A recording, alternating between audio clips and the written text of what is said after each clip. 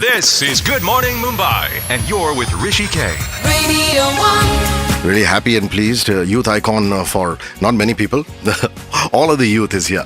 Milind Deora is Minister of State for Shipping, for Information and Technology and Communications. And he's our guest on 94.3 Radio 1. Good morning, Milind. Morning, Hrishi K. How are you? Excellent. So happy. Nice to be here once again. You know, we were just having a conversation with Doyle Bramall II, who was your guest in town, and he was talking about how we should get Milind Deora in here to play a few chords, and here you are. Right. I won't be playing chords on the guitar, but more of verbal chords. Verbal chords. There's a lot of talk going on about the LBT, about the local body tax. The traders are a little unhappy with what's really happening. At the other end of the spectrum, if you go to social networking, people are turning around and saying there's a lot of unaccounted for money, and it's time, books were opened. So what is your take on the LBT as of now? As of now, LBT in Mumbai, the strike which was underway all over Maharashtra, has come to an end in Mumbai. And the reason for that is that LBT is being implemented by the state government all across Maharashtra. It's a tax to replace octroi, which is a very regressive tax. Yeah. And Maharashtra has the dubious distinction of being the only state in the country and one of the only regions in the world which still has octroi.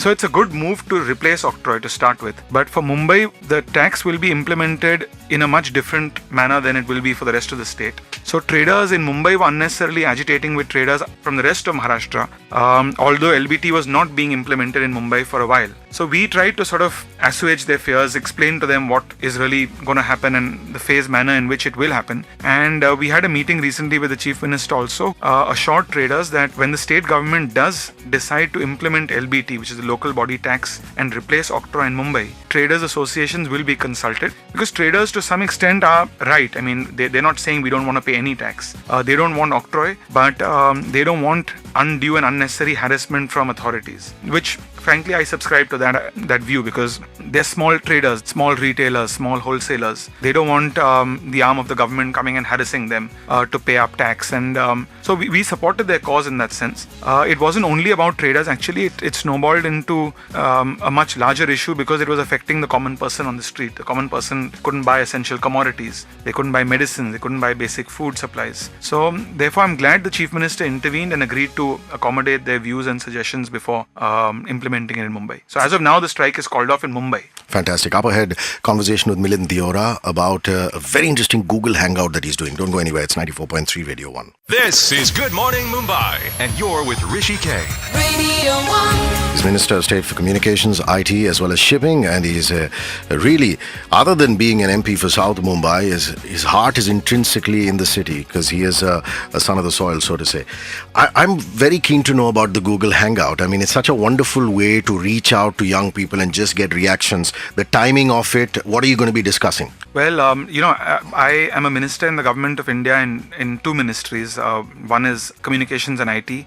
The second is the Ministry of Shipping. This Google Hangout, which will be on June 6th, is relating to the first ministry, the Ministry of Communications and IT. And I think it's a completely new format for anyone in public life to communicate with a much wider constituency in a very unconventional and a new format, which allows one to speak. It's not on the format that you see on televisions at 9 p.m. on primetime news, where everyone's shouting and there are too many panelists. And I'm glad that young people are signing up to be part of this Google Hangout, because communications and IT is a ministry that regulates the internet, mobile communications, and that affects every young person today in India, especially in cities.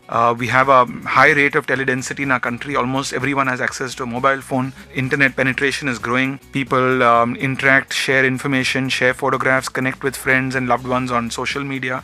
So it's important for people to understand how the government is shaping this sector, the ecosystem around this sector, the infrastructure around this sector, how we're attracting investments in this sector. Perhaps I'll get a chance to debunk some of the myths associated with whether the government wants to regulate and censor content on the internet. So it's a great opportunity for me also to get feedback from young people about what they think the government is doing right, wrong, can do better. And it's a great opportunity for me to tell people, what they can expect in terms of the next revolution in the telecommunication sector in India. More conversation with Milind Deora. The timing of the Google Hangout and the date. You have to give us that. The date is the 6th of June. and the timing is 7 p.m. 7 p.m., 6th of June, Google Hangout. And if anyone who wants to participate in it, ask a question, they can log on to oursay.in. That's oursay.in. oursay.in. This is really a fantastic mode of communicating with the minister and asking him all your questions one-on-one. This is Good Morning Mumbai, and you're with Hrishi K. Radio And I'm with Milind Deora. He is a young Minister of State for Communications, Information Technology and Shipping, and here in his capacity as a youth icon. You know, Father's Day is coming up. I've got to talk to you about your dad. Such a huge inspiration. I mean, he's the man. Is he the reason you got into politics in the first place? Has he been an inspiration? As a son and as a politician, your inspiration? Well, not really. I mean, as a child growing up, I studied in cathedral school. I was like considered what people would say a South Mumbai snob, you know. I wasn't that, but that's what people sometimes think of. Well, your alma cathedral mater, school. Salman Rushdie has the same alma mater as you. And Yeah, a he lot of was- people do. Farid Zakaria, Salman Rushdie. But you know, I was never really raised to get into politics. My brother nor I. In fact, we were raised with the contrary view. Both my parents said, my father would tell us that I did this because it was my hobby. I enjoyed doing this, and unless you enjoy serving the people, it's not for you. So don't waste your time. And for me, my entry into politics in 2004, which is when I contested my first parliamentary election.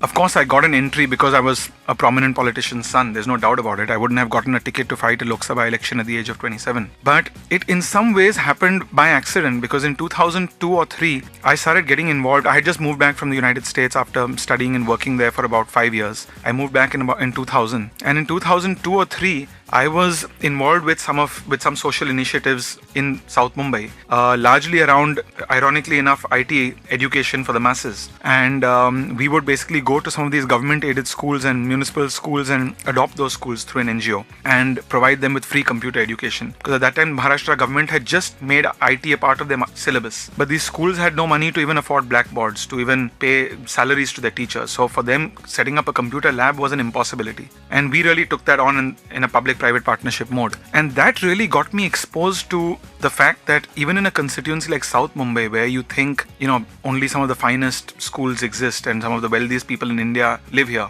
there are also schools where some of the poorest in India, they study in those schools. Those schools don't have the basic infrastructure to provide basic education to their students. And at that time, I remember when the IT revolution was just taking shape in India, I remember telling myself that in 5 to 10 years, if you're not computer literate, you don't know how to use the internet, you will never ever be able to get a basic job. And that's how we went about this project. And that actually took me into politics in a backdoor way. So I didn't really get into politics from a political activist angle, but I really got into it from a social work angle. And at that stage, internally in the family, although my mother, who strongly suggested I stay away from this profession, because we've seen as children growing up that it's very demanding, and the public often thinks that politicians don't work, they're just lining their pockets. But within a family of who's in politics, you understand the pressures of the job, that you're working about 10 to 12 hours a day, you have no time for your family, for yourself even. And my mother was strongly advised me, Milind, stay away from this profession. But that's how I got into it. So my inspiration really in politics are a mix of people. I mean, as a Minister of Telecom and IT, I still think a young leader like Rajiv Gandhi, when he was Prime Minister in the 80s, what he did to create this, to make India an important IT hub, that to me is very inspiring. Because I remember when I look at the parliamentary debates, and when he said, you know, we need to embrace computer technology and information technologies, because that will allow us a decade later to become an IT hub for the world. I remember political parties at the time laughed at him, and they laughed at that idea, and they said this is a ridiculous idea. And you know, there was this debate that we want potato chips, not microchips. And 2 decades later, his vision has turned out to be true. Without the steps that were taken then, we wouldn't be a strong IT power. So I think in India, I would see someone like him as, consider him to be an inspiration. Globally, I have many people who I consider to be inspiration. I think someone like President Obama is a huge inspiration for the way that he's engaged with the American people and made democracy more participatory rather than just purely representative. But back in the day, there are many people. I think Churchill had some interesting ideas. I think Reagan had some interesting ideas. Pandit Nehru in India had some incredible ideas and implemented a great deal of things without Without him, there would be no IITs and IIMs. And even the Kennedys, to me, are hugely inspiring as political leaders. There are some pictures of Milind Deora in studio, and I'm going to just tweet them out. It's twitter.com/HRISHIKAY. It's linked to facebook.com/HRISHIKAY. Also, please tweet in or write a Facebook post about what you think about this interview. He is in studio. Enjoy.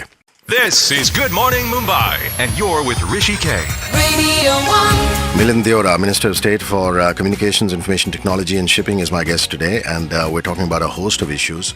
There is a Google Hangout that's happening at 7 p.m. on the 6th of June. You must go on, ask him whatever questions you want. Meanwhile, on the radio, he is answering my questions.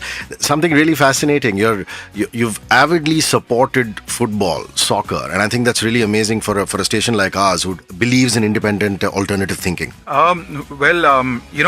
Another thing that happened by accident in some ways, because one fine day I was on my constituency tours in Kolaba in particular, and I saw young boys from the slum around Cuff Parade playing football. And I knew football was big in some parts of India. I knew Goa had a historic football culture. The Northeast was big for football. Bhaichung Bhutia, who's the former captain, comes from Sikkim. But I didn't think in Mumbai, especially where cricket is so aspirational, that young kids, especially kids from slums, would know about global football heroes like Ronaldinho and others. And then we tried to put an event together which had an international flavor. So we roped in Queen Park Rangers, which was part of the English Premier League, one of the biggest teams in the world.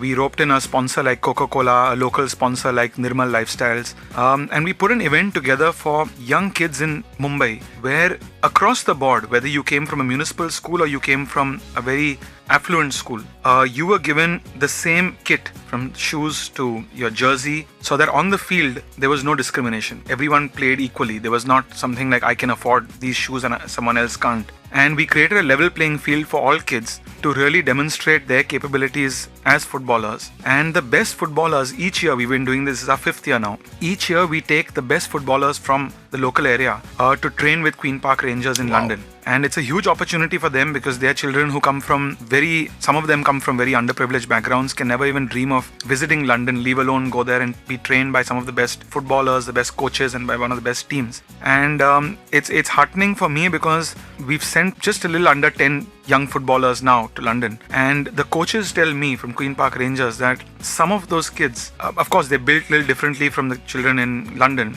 but some of them have talent which they think is world class. And that to me is very heartening. And that to me means that this initiative that we started about 5 years ago is working. And it's working well, because we're actually able to identify young footballers who can potentially be some of the best footballers in the world. And I think the difference between a sport like football and cricket, for example, is that in India, if you're a good cricketer, whether you come from a village in Ranchi or you come from a slum in Mumbai, if you have talent, you will be picked up and you will be eventually made to play for the Indian cricket team. But if you're a good footballer in India, options were really limited. And now it's heartening to see that many international teams, including Manchester United and others, are coming to India, training young people, mentoring them. And hopefully, I think it's a long drawn process, but I think in 5 to 10 years, I hope that some of the world's best footballers will come from India and perhaps even Mumbai. Last couple of legs of an interesting chat with Milind Deora. Don't go anywhere.